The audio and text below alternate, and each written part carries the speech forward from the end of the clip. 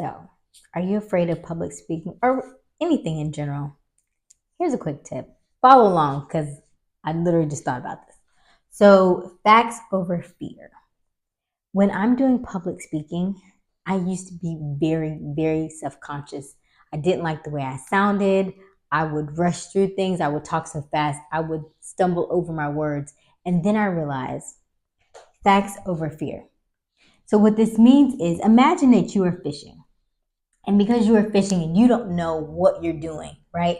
You're just pulling all the bad stuff, right? Or maybe you're not catching anything at all. You're just pulling out all the fears or what you're thinking it might be like. However, the more facts that you have, like if I'm doing public speaking, the more I'm learning about public speaking, the more I'm learning the skills, the skill set, the mindset, how it works, why it works, my delivery, my pauses, when I'm drawing into the camera and giving you an eye, or I'm pulling back, am I making my voice really loud so you can hear me? Am I talking really soft so you can lean on in?